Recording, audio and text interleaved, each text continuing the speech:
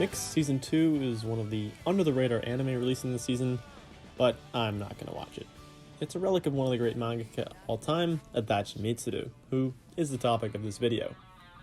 Almost like an athlete past his prime who's just holding on before he retires, Mix is a semi-sequel set 26 years later after his most critically acclaimed work, Touch, which also happens to be one of my favorite manga and, in my opinion, Mitsuru's best.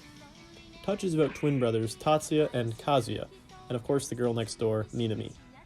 In typical cliche fashion, Kazuya is the golden child. He's smart, star pitcher, popular with the ladies, and of course appears to have the heart of Minami. On the other hand, Tatsuya is lazy, apathetic, and only popular with the boys. Beyond these cliche tropes seen in any love triangle, what hooked me on these first few chapters was Adachi's subtlety in displaying the three main characters' true feelings, especially Minami. His panels commonly contain hidden meaning to convey important messages to the reader. Where an important event takes place, he cleverly uses paneling and dialogue to indicate how the characters are truly feeling without making it obvious or expositional.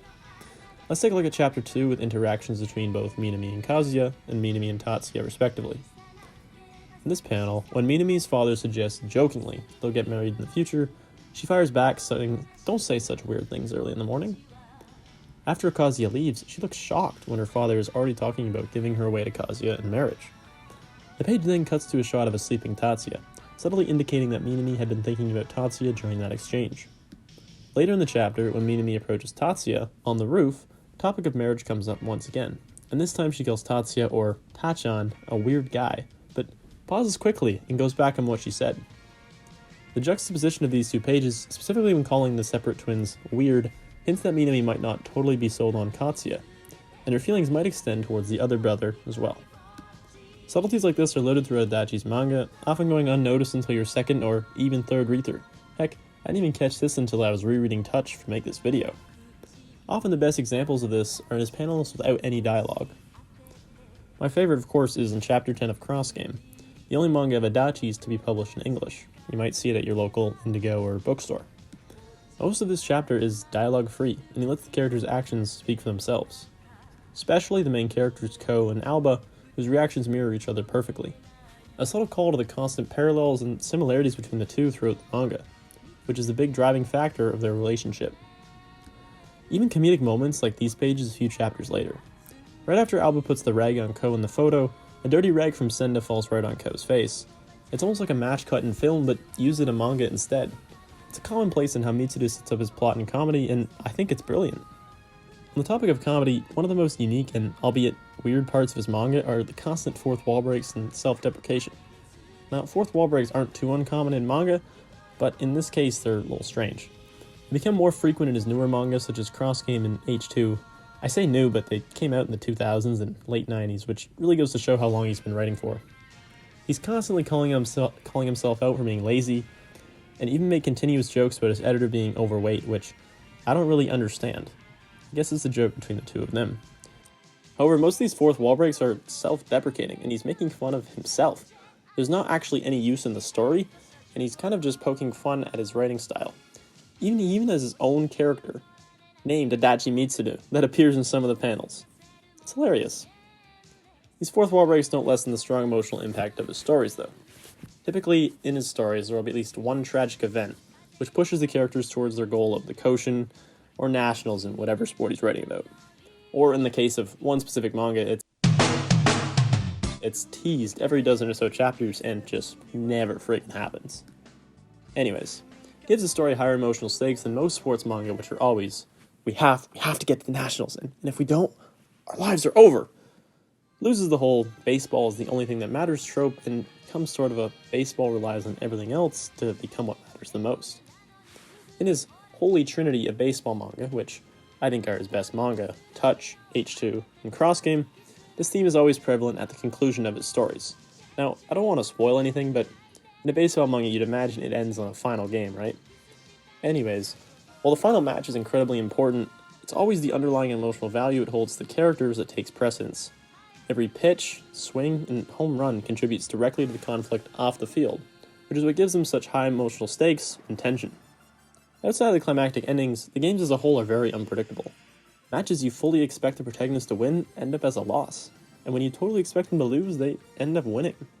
I found this was especially the case in Adachi's longest manga, coming at 34 volumes, H2. H2 is a story about, well, two boys named H, Hiro and Hideo, a prodigal pitcher and batter respectively, who, in traditional Adachi style, are both in love with the same girl from their childhood. Sound familiar? Get back to that later. The long-running manga focuses on the battle between the two on the field, which directly reflects their relationship off the field. As both are in love with childhood friend, Hikari, it comes down to who will win in baseball and who will win in the Koshin.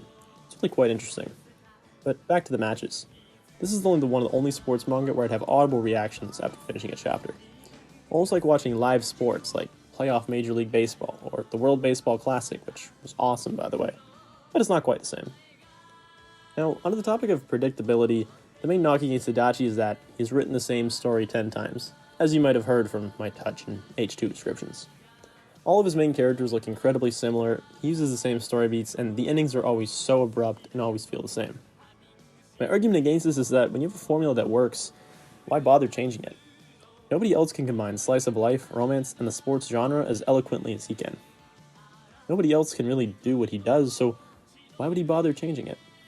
A modern-day comparison is director Makoto Shinkai, who created feature films such as Your Name, Weathering with You, and Suzume, which just exploded at the box office like last month, making over $300 million at the time of recording this video. I saw it on release day and I loved it, but I don't think it holds up to Your Name or 5 centimeters per second. Let me know down in the comments if you like Suzume or not. Anyways, Shinkai faces the same criticism of, you merely copy-pasted the same story, but I don't think that matters. The beauty of those movies are the visuals, the soundtrack, and the atmosphere. It's all about how the story is told rather than what the story is, and I think that applies to Mitsuru's work as well. After reading one or two of his manga, you can predict a lot of plot points and feel quite a bit of redundancy in his storytelling. I found this is especially the case with his newer stuff like Mix. Like I said, I'm not going to watch it, but again, I don't think this matters too much with his manga that have better quality. The way he weaves the lives of the characters into the game of baseball is extraordinary and unmatched by any storyteller who's tried to do the same. Another unique aspect of Mitsuru's works are the endings to his stories. They're abrupt, provide very little closure, are very inconclusive, but they're awesome. Trust me. I see so many people online frustrated with the lack of detail in his endings, calling them both rushed or lazy. But in my opinion, it's actually quite the opposite and keeps his stories from being incredibly drawn out like seen in 99% of shonen manga. Talking about you, Naruto, you too, Bleach, and maybe One Piece, but we'll see. Each of Adachi's manga have one long-running critical plot point, which in most cases is either the will they won't they trope between the protagonist and the female lead, or the will they get to the Koshin part of the baseball story. When it's resolved, there's no more emotional stakes to the characters, and the story rightly ends. While leaving a bit of a sour taste in the reader's mouth, if the story were to continue, it would just feel drawn out. There's not much left story to tell. Much like this video, which I'm going to end abruptly, just like Adachi. Adachi's manga are timeless, and if this video struck any chord with you at all, I highly suggest giving one of his works a try.